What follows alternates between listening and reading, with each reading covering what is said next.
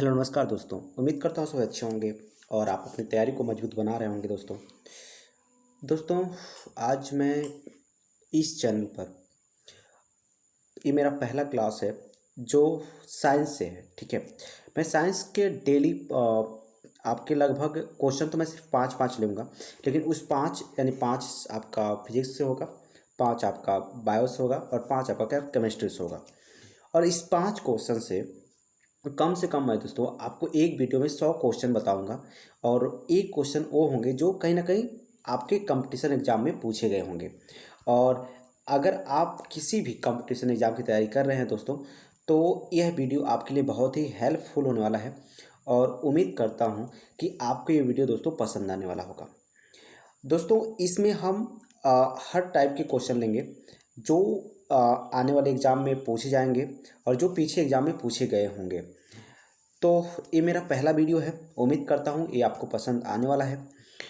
दोस्तों इसमें हम फिजिक्स, केमिस्ट्री और बायो सभी के क्वेश्चन करेंगे। ठीक है, और ये आपका एक क्विज टेस्ट है और इसके साथ मैं इसके डिस्कस करूँगा, इसका फुल एक्सप्लेनेशन करेंगे दोस्तों। इसके कोई भी क्वेश्चन है इसके चारों तरफ हम डिस्कस करेंगे और बहुत ही आसानी से आप इसको आराम से समझ सकते हैं और अपने लेवल को बढ़ा सकते हैं। ठीक है, तो बिना टाइम वेस्ट किए दोस्तों हम चलते हैं अपने क्वेश्चन की तरफ और क्वेश्चन देखते हैं क्या क्या कह रहा है। ठीक है, देखिए पहला क्वेश्चन क्या है, सीमेंस किसका मात्रक है। तो जैसा आपको पता है दोस्तों कि मात्रक संबंधित क्वेश्चन बहुत सारे पूछे जाते हैं। ठीक है, तो सीमेंस की किसका मात्रक है हमसे पूछा गया है। उससे पहले हम देख लेते हैं जो दाब है, दाब का मात्रक किसका क्या होता है। तो आपको देखिए दाब का दो मात्रक होता है, एक होता है पास्कल और एक होता है आपका बार। ठीक है, तो दाब का दो मात्रक हो गया, पास्कल और बार। ठीक है, उसके बाद हम बात करें ध्वनि का मात्रक, ध्वनि की तीव्रता की। तो दोस्तों जो ध्वनि की तीव्रता होती है इसकी अगर मात्रक की बात करें तो इसको हम मैक संख्या में मापते हैं। ध्वनि की तीव्रता को हम किस में मापते हैं, मैक में मापते हैं, मैक है ना। वायुयान की गति को भी हम लोग मैक संख्या में ही मापते हैं और ध्वनि की तीव्रता को भी हम किस में मापते हैं, मैक में मापते हैं। ठीक है, उसके बाद हम बात करते हैं श्यानता। तो देखिए श्यानता क्या है दोस्तों, तो देखिए श्यानता क्या होता है, जिस तरह से किसी ठोस पदार्थों के बीच में एक घर्षण बल काम करता है, उसी तरह द्रवों के बीच में, द्रव के दो परतों के बीच में एक बल काम करता है। इस बल को हम लोग क्या बोलते हैं, श्यान बल बोलते हैं और इसके गुण को हम लोग क्या बोलते हैं, श्यानता बोलते हैं। तो श्यानता जो है दोस्तों ये एक प्रकार की बल होती है जो द्रव के प्रभाव में रुकावट डालती है, यानी द्रव के प्रभाव को रोकती है। यानी आप कह सकते हैं एक प्रकार की घर्षण बल है दोस्तों, जो कहाँ पर लगता है, तरल पदार्थों में होता है। तरल पदार्थ बोले तो आप हवा के परतों में के बीच भी एक क्या लगेगा, घर्षण बल लगेगा। उसी तरह द्रव के परतों के बीच क्या लगता है, घर्षण बल लगता है। तो उस बल को हम लोग क्या बोलते हैं, श्यान बल बोलते हैं और उसके गुण को हम क्या बोलते हैं, श्यानता बोलते हैं। और इस श्यानता का जो मात्रक होता है दोस्तों वह होता है पॉइज। क्या होता है, इसका जो मात्रक होता है वो क्या होता है, पॉइज होता है। यानी हम इसको लिख देते हैं दोस्तों, श्यानता का जो मात्रक होता है वो है पॉइज, पॉइज। एक सेकेंड,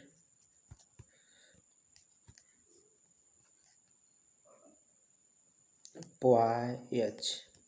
ठीक है, एक क्या इसका मात्रक है, श्यानता का मात्रक है। तो याद रखेंगे दाब का मात्रक क्या हो गया, पास्कल और बार हो गया।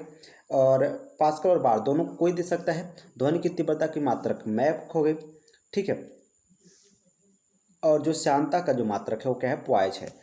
अब बात करते हैं सीमेंस किसका मात्रक, तो आप समझ गए होंगे सीमेंस जो मात्रक है वह विद्युत चालकता का मात्रक है। किसका मात्रक है, विद्युत चालकता का मात्रक क्या है, सीमेंस है। ठीक है, तो ये चीज़ें आप अच्छी तरह से समझ गए होंगे। अब बात करते हैं दोस्तों, आगे चलते हैं अपने क्वेश्चन की तरफ। यहाँ पर देखिए बैरल किसका मात्रक है, तो देखिए जो बैरल होता है दोस्तों, एक होता है बैरल। बैरल जो मात्रक होता है, ए मात्रक है दोस्तों आयतन का। किसका मात्रक है, आयतन का जो मात्रक है वो क्या है, बैरल। ठीक है, बैरल किसका मात्रक हो गया, आयतन का। उसके बाद हम बात करें आयतन का एक और मात्रक है दोस्तों, गैलन। गैलन जो तो मात्रक है दोस्तों, अब यहाँ हम देखिए गैलन, गैलन जो मात्रक है वो भी किसका है, वो भी है आपका आयतन का। तो एक गैलन में होता है क्या, 4 लगभग 5 लीटर होता है। और उसी तरह एक बैरल में जो आपका होता है, एक बैरल में, तो एक बैरल में आपका होता है 37.2 गैलन। ठीक है, 37.2 गैलन होता है एक बैरल में। तो ये चीज़ें आपको याद रखनी चाहिए। ल्यूमेन किसका मात्रक है, ठीक है, ल्यूमेन जो मात्रक है दोस्तों ये आपका ज्योति तीव्रता, सॉरी ज्योति तीव्रता नहीं, विद्युत तीव्रता का मात्रक क्या है, ल्यूमेन है ना। विद्युत तीव्रता का जो मात्रक है दोस्तों वो क्या है, ल्यूमेन है। फैदम, फैदम किसकी मात्रक है दोस्तों, तो गहराई की जो मात्रक है वो क्या है, फैदम है ना। फैदम किसकी मात्रक है, गहराई का। मोह जो मात्रक है दोस्तों वह कठोरता का है। किसका, कठोरता का मात्रक क्या है, मोह है, याद रखेंगे। कठोरता का मात्रक क्या है, मोह। किलोवाट घंटा यह शक्ति का मात्रक है, देख सॉरी यह ऊर्जा का मात्रक है। यहाँ पर कंफ्यूज मत होइएगा दोस्तों, जो किलोवाट घंटा है ये आपका ऊर्जा का मात्रक है, और जो वाट है, किलोवाट घंटा जो है ऊर्जा का मात्रक है, और जो वाट और किलोवाट, देखिए वाट और किलोवाट की बात करें, जो वाट है और जो किलोवाट है ये दोनों किसका मात्रक है, ये दोनों मात्रक है किलोवाट, ये दोनों मात्रक है आपके शक्ति के मात्रक हैं। तो याद रखिएगा, अगर वाट पूछे तो आपका शक्ति का मात्रक, किलोवाट पूछे तो शक्ति का मात्रक, और शक्ति का एक और मात्रक है दोस्तों अश्व शक्ति, यानी इसको बोलते हैं हार्स पावर। तो अश्व शक्ति किसका मात्रक है, तो जो अश्व शक्ति है ये भी किसका मात्रक है, वो अश्व शक्ति ये भी शक्ति का मात्रक है, यानी क्षमता का मात्रक है। और एक अश्व शक्ति में होता है 746 वाट। एक क्वेश्चन बहुत ज़्यादा पूछा था कि एक अश्व शक्ति में कितना वाट होता है, ठीक है। इसके बाद बहुत सारे और मात्रक है दोस्तों, जैसे अगर अब बात करें हम अन्य मात्रक की, तो जो अन्य मात्रक अगर हम देख लें तो अन्य मात्रक में अगर हम बात करें, जैसे आपका हो गया बोल्ट। बोल्ट क्या हो गया, बोल्ट किसका मात्रक है, तो जो विद्युत धारा का मात्रक है, विद्युत धारा का मात्रक को कहा जाएगा। बोल्ट किसका मात्रक हो गया, विद्युत धारा का। बोल्ट आपका मात्रक हो गया विद्युत धारा का। उसी तरह एम्पियर किसका मात्रक हो गया, तो एम्पियर मात्रक हो गया आपका सॉरी बोल्ट मात्रक हो गया आपका विभवांतर का, और एम्पियर मात्रक हो गया आपका बोल्ट सॉरी धारा का। बोल्ट देखिए जो विभवांतर मापा जाता है ना, वो किससे मापा जाता है, बोल्ट मीटर से मापा जाता है। और जो धारा मापा जाता है वह एमीटर से मापा जाता है, नहीं अमीटर इसको कह देते हैं, है ना। तो धारा मापने के लिए हम अमीटर का प्रयोग करते हैं, और विभवांतर मापने के लिए हम वोल्ट मीटर का प्रयोग करते हैं। इसी तरह अगर बात करें आवेश के मात्रक को, तो आवेश का जो मात्रक होता है वह होता है कूलाम। आवेश का मात्रक क्या होता है, कूलाम होता है, ठीक है। ऐसे अन्य जो इम्पॉर्टेंट मात्रक है दोस्तों वो आपको याद होने चाहिए। और मात्रक पे मैंने एक सेपरेट वीडियो बनाया है जो जिसका डिस्क्रिप्शन बॉक्स में हम लिंक दे देंगे, और उसको आप आराम से देख सकते हैं और अपने लेवल को बढ़ा सकते हैं। चलिए आगे चलते हैं, अगला क्वेश्चन देखते हैं। अगला क्वेश्चन आपका क्या कह रहा है। अगर बात करें अपने अगले क्वेश्चन की, तो अगले क्वेश्चन को देखिए, इनमें से कौन सदिश राशि नहीं है, ठीक है। तो अगर बात करें दोस्तों सदिश राशियों की, तो देखिए सदिश राशियां होती क्या हैं, तो सदिश राशियां वह होती हैं जिसमें आपको दिशा का भी ज्ञान दिया गया हो, है ना, जिसमें दिशा भी पता हो, है ना। और मतलब आपका उसका परिमाण तो पता है लेकिन दिशा उसका भी पता होना चाहिए। जैसे अगर आप बात करें कि एक छोटा सा एग्जाम्पल लेते हैं, जैसे हमने कहा कि जो राम है, ठीक है, यह 5 किमी चला, कितना 5 किमी चला। अब हमको ये नहीं पता कि यह 5 किमी किधर चला, तो यहाँ पर क्या है, एक अदिश, इसकी दिशा को हम नहीं बता पाएंगे, है ना। अगर कोई कहा जाए कि राम 5 किमी चला तो इसकी दिशा को हम नहीं बता पाएंगे। लेकिन अगर हम कहें कि राम 5 किमी पूरब की ओर चला, है ना, 5 किमी पूरब की ओर, तो यहाँ पर इसके दिशा का भी ज्ञान है। तो यह कैसी राशि हो गई, तो यह सदिश राशि हो गई, ठीक है। यह कैसी राशि हो गई, सदिश राशि हो गई, ठीक है। तो उम्मीद करता हूँ दोस्तों आप इसको समझ गए होंगे, ठीक है। अब यहाँ पर देखिए, अब बात करते हैं दोस्तों कि यहाँ पर अदिश राशि क्या है, तो इसमें आपको दिशा नहीं पता होगा, ठीक है। अब बात करेंगे, देखिए इसमें अगर हम देखें तो आपसे पूछा गया है कौन अदिश राशि हैं। तो अदिश राशि की बात करें तो हमने कहा ना जिसमें दिशा ना हो, और सदिश राशि जिसमें दिशा हो। अगर बात करें बल, बल कैसी राशि है, तो बल एक सदिश राशि है। इसमें जो बल की दिशा होती है वह विस्थापन, जिधर विस्थापन होता है उधर ही क्या होता है, बल की दिशा होती है। आपका त्वरण की बात करें तो त्वरण भी क्या है, एक सदिश राशि है। वेग भी क्या है, एक सदिश राशि है। लेकिन जो कार्य है ना, कार्य कार्य आपका क्या हो गया, एक अदिश राशि हो गया। कार्य क्या हो गया आपका, अदिश राशि। तो ऑप्शन नंबर जो बी है वो क्या है आपका, राइट है। कार्य क्या हो गया, अदिश राशि, ठीक है। तो आप सदिश और अदिश राशि बता सकते हैं। इसके अलावा अन्य अगर बात करें राशियों का, तो जैसे आपका जो द्रव्यमान हो गया, यह एक क्या है, अदिश राशि है। विद्युत धारा यह भी एक अदिश राशि है, ठीक है। तो इनमें आपको दिशा नहीं दिया गया होगा, ठीक है। विद्युत धारा फिर आपका हो गया जैसे संवेग हो गया, देखिए संवेग हो गया और फिर आवेग हो गया। ये दोनों क्या है दोस्तों, ये दोनों ही अदिश राशि हैं। उसके बाद अगर बात करें ऊर्जा की, तो ऊर्जा भी क्या है, सॉरी, संवेग और आवेग दोनों क्या है, सदिश राशि हैं। ऊर्जा क्या है आपका, ऊर्जा भी आपका एक अदिश राशि है। ठीक है, तो ये कुछ इंपॉर्टेंट राशियां हैं जो जिन्हें आपको याद होने चाहिए कि कौन सदिश राशि है और कौन क्या है, अदिश राशि है। ठीक है, मतलब जिसमें आपको दिशा मिले उसे आप क्या कहेंगे, सदिश राशि, जिसमें दिशा ना हो उसे क्या बोलेंगे आप, अदिश राशि। तो ये चीज़ आपको याद रखना है, आपको कभी पूछा जा सकता है कि कौन सदिश है और कौन अदिश है। ठीक है, चलिए अब आगे चलते हैं दोस्तों, अपना अगला क्वेश्चन देखते हैं। विद्युत ऊर्जा को ध्वनि ऊर्जा में बदला जाता है। तो जैसे आपको पता है दोस्तों, किसकी सहायता से हम लोग विद्युत ऊर्जा को ध्वनि ऊर्जा में बदल सकते हैं। तो अगर बात करें दोस्तों, ध्यान दीजिए इंजन की। तो इंजन जो दोस्तों होता है उसके द्वारा हम क्या करते हैं, यांत्रिक ऊर्जा को हम क्या कर सकते हैं, विद्युत ऊर्जा में बदल सकते हैं, या ऐसे समझिए इंजन द्वारा, या हम क्या कर सकते हैं, यांत्रिक ऊर्जा को बदलते हैं। विद्युत बल्ब द्वारा अगर बात करें तो विद्युत बल्ब द्वारा हम लोग विद्युत ऊर्जा को प्रकाश ऊर्जा में बदलते हैं। क्या करते हैं, इसके द्वारा हम विद्युत ऊर्जा को क्या करते हैं, प्रकाश ऊर्जा में बदलते हैं। अगर बात करें आपके डायनोमो की, तो इसके द्वारा हम क्या करते हैं, यांत्रिक ऊर्जा को विद्युत ऊर्जा में बदलते हैं। ठीक है, यांत्रिक ऊर्जा को हम क्या करते हैं, विद्युत ऊर्जा में बदलते हैं डायनोमो को। क्वेश्चन बनता है दोस्तों कि डायनोमो का आविष्कार किसने किया था। तो जो डायनोमो का आविष्कार किया था वो किया था फैराडे ने। किसने किया था, फैराडे ने किया था डायनोमो का आविष्कार। ठीक है, तो डायनोमो क्या होता है दोस्तों, तो डायनोमो जो होता है वह यांत्रिक ऊर्जा को किस में बदलता है, विद्युत ऊर्जा में बदलता है। जैसे आपका जो जनरेटर हो गया वह क्या करता है, यांत्रिक ऊर्जा को विद्युत ऊर्जा में बदलता है। तो जो आपका लाउड स्पीकर हो गया दोस्तों, है ना, यह क्या करता है, ध्वनि ऊर्जा को बदलता है। किसमें, ध्वनि ऊर्जा को बदलता है विद्युत ऊर्जा से बदलता है, ध्वनि ऊर्जा बदलता है। ठीक है, याद रखेंगे, लाउड स्पीकर जो आपका करता है विद्युत ऊर्जा को ध्वनि में बदलता है। डायनोमो आपका यांत्रिक ऊर्जा को विद्युत ऊर्जा में बदलता है। विद्युत बल्ब प्रकाश ऊर्जा को विद्युत ऊर्जा को प्रकाश ऊर्जा में बदलता है। ठीक है, अब बात करते हैं दोस्तों, आगे अपना क्वेश्चन देख लेते हैं। ठीक है, अगर यहाँ पर देखें आप तो कुछ क्वेश्चन यहाँ पर हैं। जैसे मोमबत्ती जो है दोस्तों, मोमबत्ती में क्या होता है, एक रासायनिक ऊर्जा होता है। क्या होता है, रासायनिक ऊर्जा, यानी जब मोमबत्ती जलता है तो उससे क्या मिलता है, प्रकाश मिलता है। तो मोमबत्ती जो है ये रासायनिक ऊर्जा को किसमें बदलती है, प्रकाश ऊर्जा बदलती है। मोमबत्ती रासायनिक ऊर्जा को प्रकाश ऊर्जा में।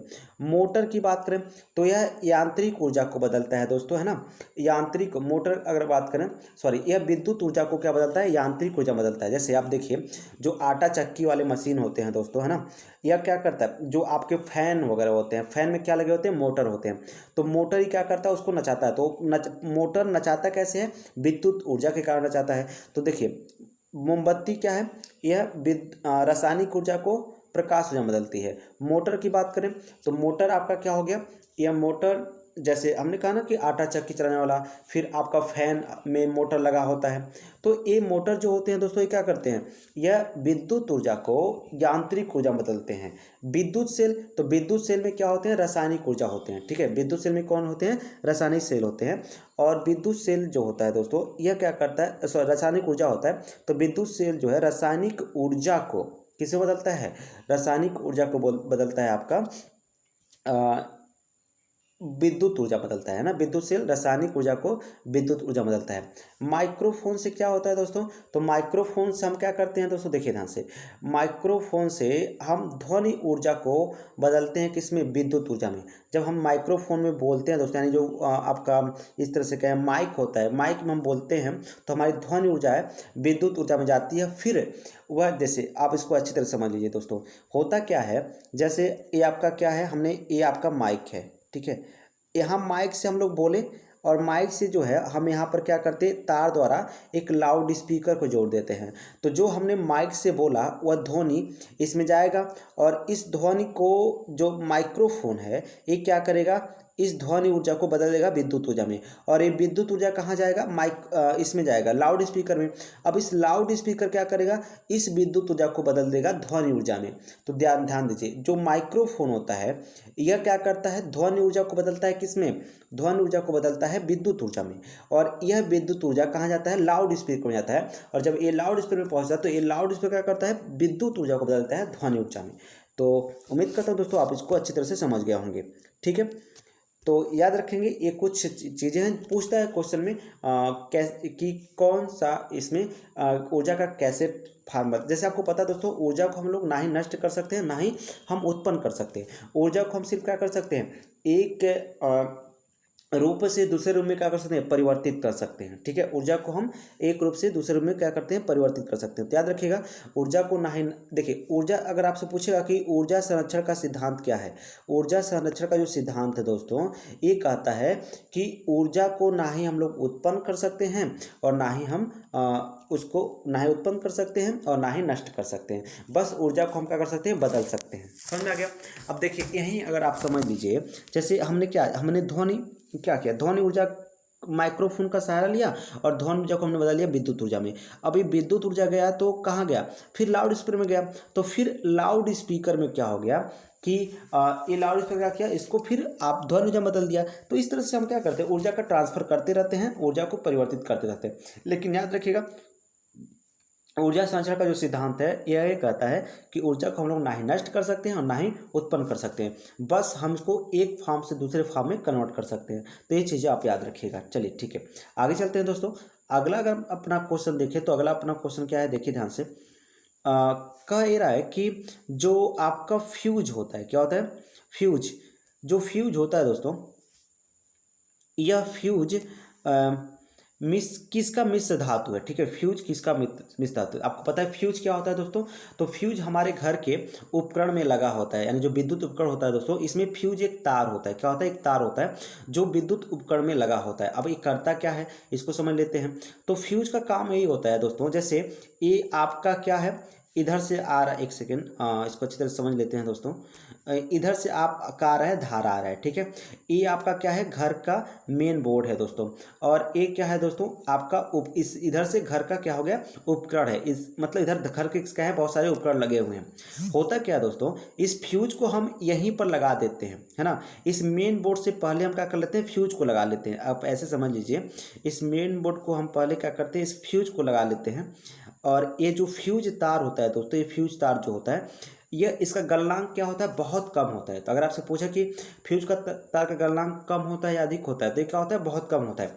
होता क्या है, इसको लगाया क्यों जाता है, लगाया इसलिए जाता है कि जब कभी भी अचानक से क्या हो, जब कभी भी अचानक से धारा का मान क्या हो, धारा के मान में वृद्धि हो, मतलब जब कभी भी अचानक से क्या हो, धारा के मान में वृद्धि हो, तो यह फ्यूज तार क्या होता है, जब धारा का मान वृद्धि होता है तो ये गल जाता है। क्या होता है, गल जाता है। और जब ये गलता है तो क्या होता है, संपर्क टूट जाता है। और जब संपर्क टूटता है दोस्तों, तो धारा का मान क्या होता है, धारा इधर नहीं जा पाता है। और जब धारा आपका इधर नहीं जा पाता है दोस्तों, यानी जब धारा आपके उपकरण में नहीं जा पाता है, तो जो आपके सारे उपकरण होते हैं वह सेफ बच जाते हैं। क्या होते हैं, सेफ बच जाते हैं। नहीं तो अगर धारा, मान लीजिए धारा अचानक से धारा का मान तेज हुआ और आप इसमें फ्यूज नहीं लगाए हैं, तो होता क्या है कि जब धारा की प्रबलता बहुत तेज होगी तो यह क्या होंगे, आपके उपकरण में जाएंगे। और जब उपकरण में अधिक धारा होगा, आवश्यकता से क्या होगा, अधिक धारा होगा, तो होगा क्या कि उपकरण आपके जल सकते हैं।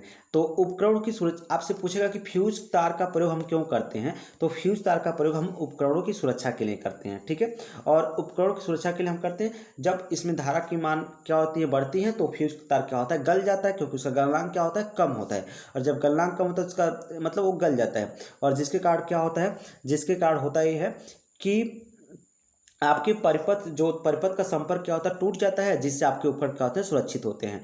अब हम बात करते हैं दोस्तों, ये फ्यूज तार जो है, ठीक है, ये क्या है, फ्यूज तार जो है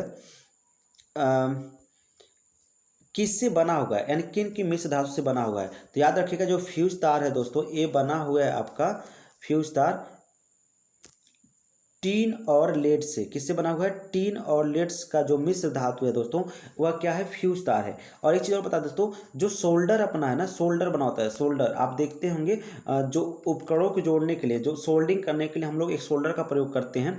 ये जो सोल्डर बना होता है वो भी टीन और लेड से ही बना होता है। तो याद रखिएगा, जो फ्यूज तार होता है ना, फ्यूज तार, यह किसका मिश्रण है, टीन और लेड का।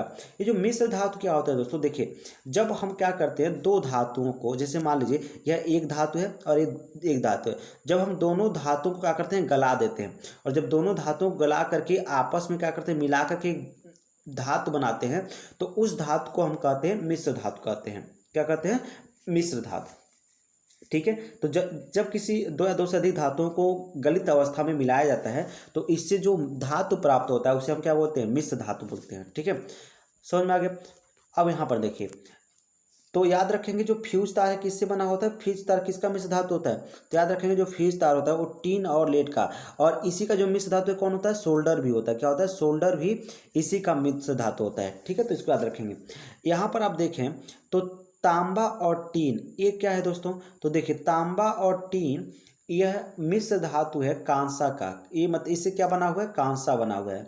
तांबा टीन से मिलकर क्या बनता है, कांसा। इसको याद कैसे रख सकते हैं, तो देखिए इसको याद रख सकते हैं के टी टी। किससे याद रख सकते हैं, के टी टी।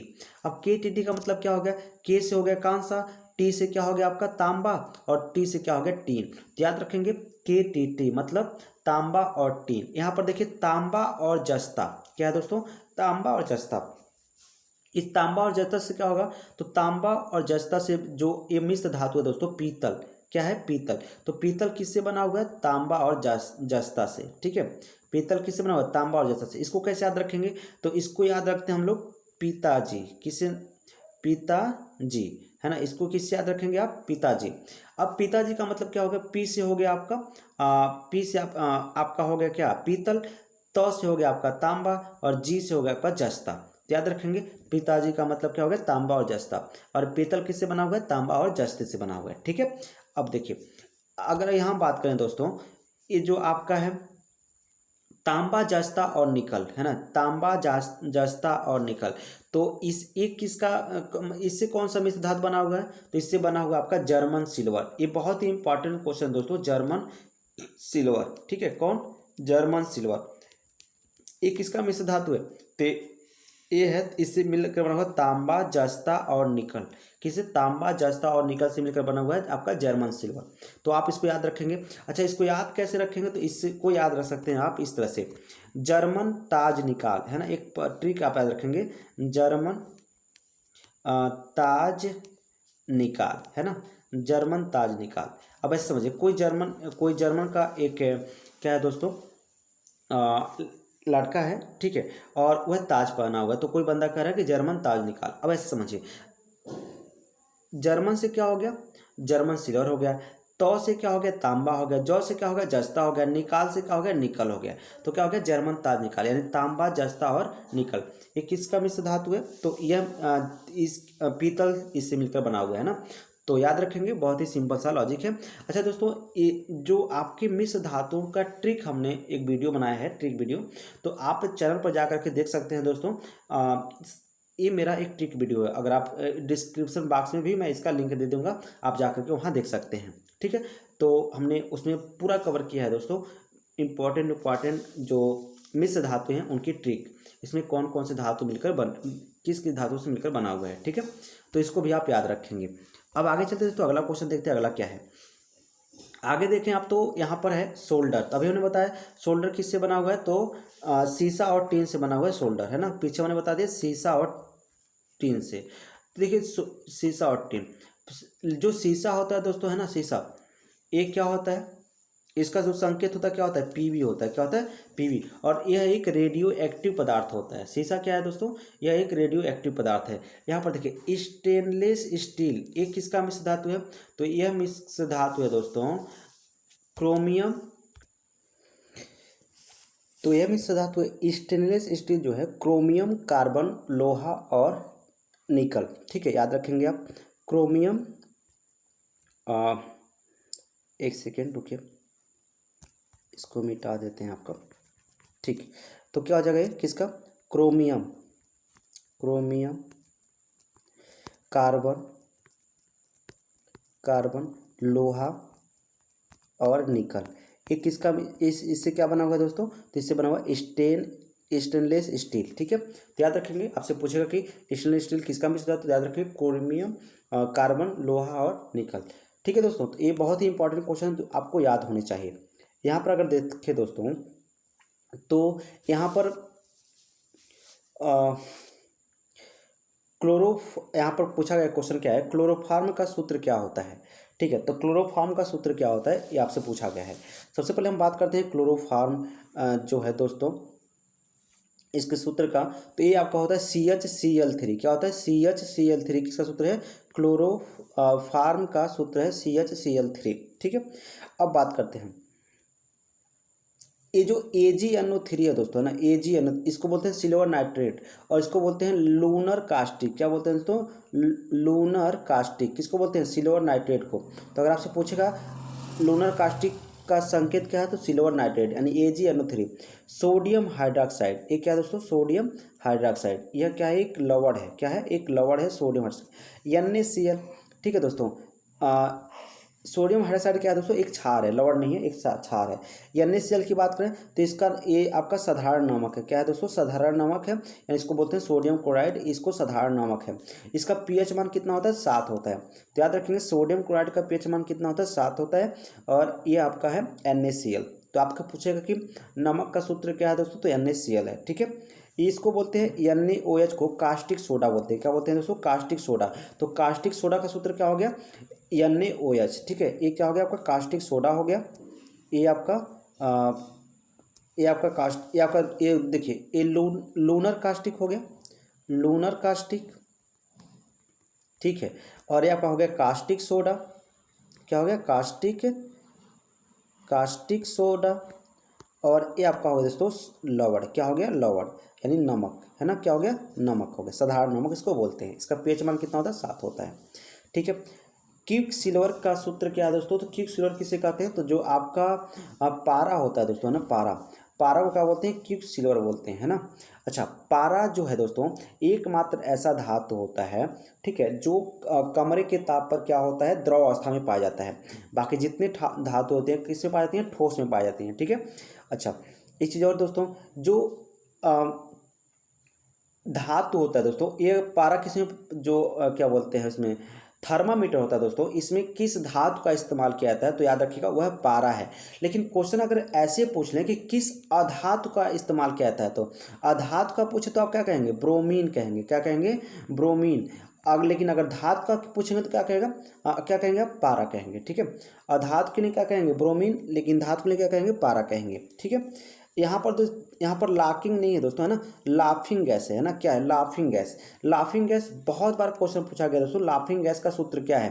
तो यह है दोस्तों N2O। क्या है? Nitrous oxide. ये किसका सूत्र है? लाफिंग गैस का सूत्र है, नाइट्रस ऑक्साइड। ठीक है, तो इसको भी आप याद रखेंगे।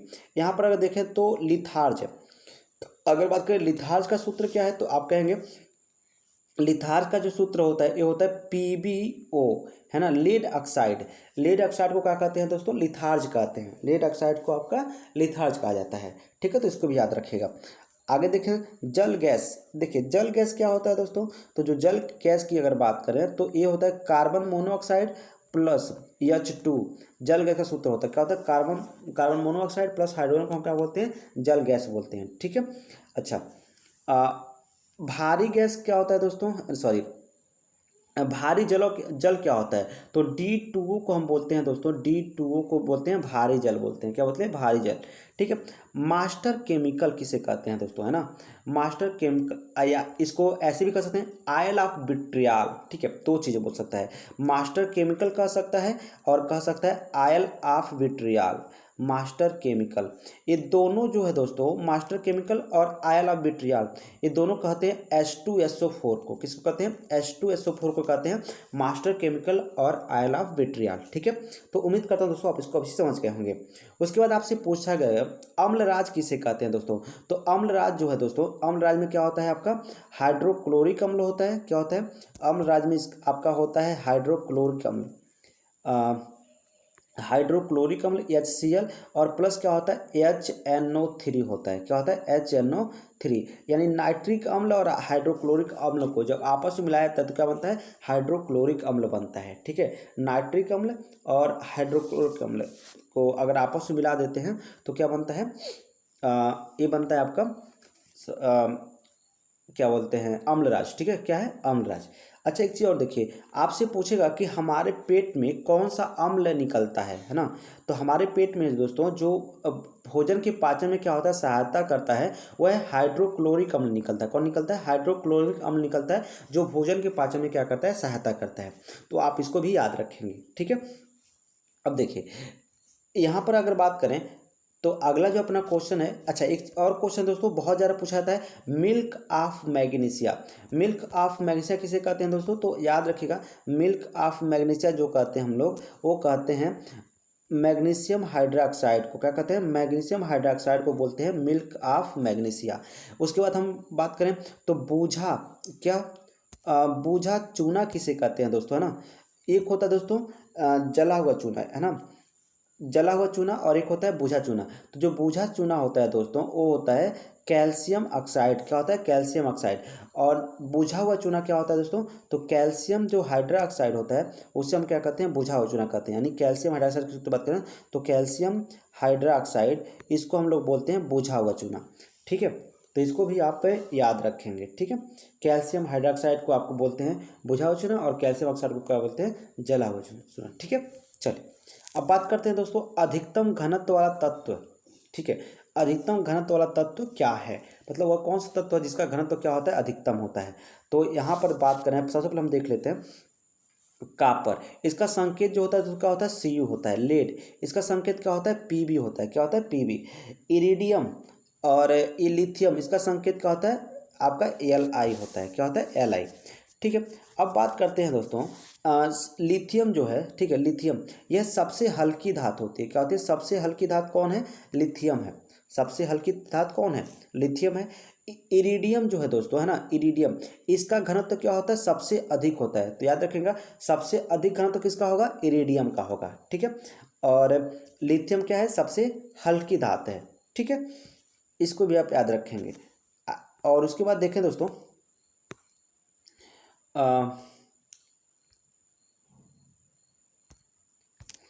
जो हाइड्रोजन होता है दोस्तों, है ना, हाइड्रोजन, हाइड्रोजन से क्वेश्चन बनता है दोस्तों, है ना। हाइड्रोजन से क्या बनता है? हाइड्रोजन देखिए धनायन भी बनाता है और ऋणायन बनाता है।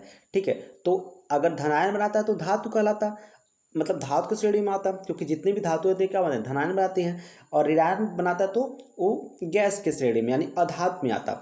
तो देखिए दोस्तों, जो ही हाइड्रोजन होता है यह मतलब इसको बोलते हैं हम लोग आवारा तत्व। तो क्वेश्चन पूछ जाता है कि आवारा तत्व क्या है, यानी और आवारा तत्व किसे कहते हैं? तो जो हाइड्रोजन होता है दोस्तों, इसे आप क्या कहते हैं? आवारा तत्व। क्यों कहते हैं? क्योंकि इसका जो आवर्त सारणी है दोस्तों ना, उसमें एक स्थान निश्चित नहीं है, है ना, क्योंकि धनायन भी बनाता है और ऋणायन बनाता है। ठीक है, तो इसलिए उसका स्थान क्या होता है? निश्चित नहीं होता है। ठीक है, उसके बाद दोस्तों चलिए आगे चलते हैं, अगला क्वेश्चन देखते हैं हम। क्या है? सोडियम का, ठीक है, सोडियम का परमाणु भार जो है वो 22 है। क्या है? सोडियम का जो परमाणु भार है कितना है? 22 है। तब सोडियम के 44 ग्राम में मोलों की संख्या बताना है। ठीक है, सोडियम का परमाणु भार कितना है? 22 है। तो सोडियम के 40 ग्राम में आपको बताना है मोलों की संख्या कितना होगा। तो अगर बात करें मोलों की संख्या की, तो फार्मूला क्या होता है? फार्मूला होता है मोलों की संख्या, मोलों की संख्या बराबर ग्राम में परमाणु भार, ग्राम में परमाणु भार बट्टे अणु भार। क्या होता है? बट्टे अणु भार। समझ में आ गया? तो ग्राम में परमाणु भार क्या हो जाएगा? तो ग्राम में परमाणु भार कितना दे दिया है? अगर बात करें ग्राम में परमाणु भार दे दिया आपका 40। कितना दे दिया है? 40 दे दिया है। अच्छा सॉरी 44 दे दिया है। और फिर बट्टे परमाणु भार कितना दे दिया है? तो परमाणु भार दे दिया, अणु भार या परमाणु भार के हैं, तो क्या हो जाएगा आपका? 42 हो जाएगा। कितना हो जाएगा? सॉरी एक सेकेंड, जो आपका परमाणु भार दिया है हुआ है वो दिया है 22। कितना दिया है? 22। तो 44 बटे जब 22 करेंगे दोस्तों तो कितना कैंसिल हो गया? 2 बार में, तो कितना आ गया? 2 मोल। कितना आ गया? 2 मोल। यानी सोडियम के आपका सोडियम का जो 44 ग्राम क्या है? परमाणु है, ठीक है, उसमें आपसे को मोलों की संख्या की बात करें तो कितना मोल हो जाएंगे? 2 मोल हो जाएंगे। ठीक है, कितने मोल हो जाएंगे? 2 मोल। तो उम्मीद करता हूँ दोस्तों आप इसको भी समझ गए होंगे। चलिए आगे चलते हैं, अगला जो क्वेश्चन है उसको देखते हैं। अगर बात करें अगले क्वेश्चन की, तो अगला क्वेश्चन क्या है? देखिए दोस्तों, यहाँ पर आपसे पूछा गया है वह तत्व जो प्रकृति में नहीं होता है लेकिन कृत्रिम रूप से क्या है उत्पन्न किया जा सकता है। ठीक है, वह तत्व जो क्या है आपके प्रकृति में है नहीं लेकिन कृत्रिम रूप से क्या कर सकते हैं? उसको उत्पन्न कर सकते हैं। देखिए ये पोरियम नहीं है दोस्तों, है ना, प्लूटोनियम है। क्या है? सॉरी ये आपका प्लोनिनियम है दोस्तों। ठीक है, तो देखिए यहाँ पर जो इसका राइट आंसर का जाएगा प्लूटोनियम, प्लूटोनियम को हम क्या कर सकते हैं, कृत्रिम रूप से उत्पन्न कर सकते हैं, यह प्रकृति में नहीं पाई जाती है। ठीक है, तो याद रखिएगा वह कौन सा हो जाएगा, प्लूटोनियम हो जाएगा। ठीक है, कौन सा हो जाएगा, प्लूटोनियम हो जाएगा। आगे चलते हैं दोस्तों, अगला क्वेश्चन देखिए क्या कहते हैं।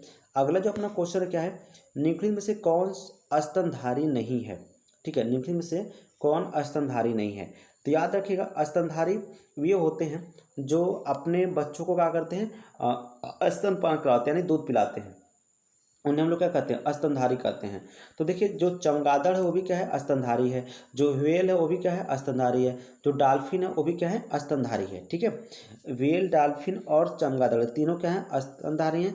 लेकिन जो शार्क है दोस्तों ना, इस शार्क क्या है, स्तनधारी नहीं है। शार्क एक प्रकार की क्या है, मछली है ना, ये स्तनधारी नहीं होती है। ठीक है, तो उम्मीद करता हूँ दोस्तों ये सारे क्वेश्चन आपको समझ में आए होंगे, और ये आज का मेरा आखिरी क्वेश्चन था दोस्तों। तो आशा करता हूँ दोस्तों आपको ये वीडियो भी पसंद आया होगा। तो अगर दोस्तों आपको ये वीडियो पसंद आता है तो अपने दोस्तों के साथ शेयर कर दीजिएगा, और अगर अपन और भी कोई अच्छा टॉपिक आप चाहते हैं तो दोस्तों कमेंट बॉक्स में अपना कमेंट जरूर दीजिएगा। ठीक है, अब दोस्तों हम आपको एक होमवर्क देते हैं दोस्तों। होमवर्क क्या है, आप उसको कमेंट बॉक्स में करिएगा, उसका जवाब दीजिएगा। आपसे हम पूछ रहे हैं फिटकरी का सूत्र क्या है ना, फिटकरी का जो सूत्र है वो क्या है, फिटकरी, ये इसका जवाब आप कमेंट बॉक्स में दे सकते हैं, फिटकरी का सूत्र क्या है। ठीक है, चलिए, तो दोस्तों उम्मीद करता हूँ ये सारे क्वेश्चन आप अच्छी तरह से समझ गए होंगे, और इससे आपको बहुत ही फ़ायदा हुआ होगा। कम समय में हम लोग बहुत सारे क्वेश्चन सीख चुके हैं दोस्तों। तो ऐसे ही और भी वीडियो पाने के लिए दोस्तों क्या, अच्छा एक चीज़ और दोस्तों हम आपको बता दें दोस्तों कि जो आपका यूरेनियम है दोस्तों, है ना, यूरेनियम वो क्या है, सबसे भारी तत्व होता है। क्या होता है, यूरेनियम क्या होता है, सबसे भारी तत्व होता है। यहाँ पर आपका यूरेनियम जो ऑप्शन होगा दोस्तों, यूरेनियम यह क्या है, सबसे भारी तत्व होता है, और इसका परमाणु क्रमांक कितना होता है, 92 होता है। तो अगर आपसे देखिए, अगर आपसे सब पूछा सबसे हल्की तत्व तो लिथियम हो गया, सबसे अधिक घनत्व वाला तत्व तो इरिडियम हो गया, और सबसे भारी तत्व तो ये क्या होगा आपका, यूरेनियम हो गया। तो ये सारे क्वेश्चन जो है दोस्तों आपको आने चाहिए। ठीक है, और तो आज के लिए दोस्तों बस इतना ही। जल्द ही मिलेंगे अपने अगले नेक्स्ट वीडियो में। तब तक के लिए आप अपना और अपनों का ख्याल रखिएगा, और अगर आपको वीडियो पसंद आता है दोस्तों तो एक बार फिर से मैं कहता हूँ कि इसे अपने दोस्तों के साथ शेयर जरूर करिएगा। तो जय हिंद।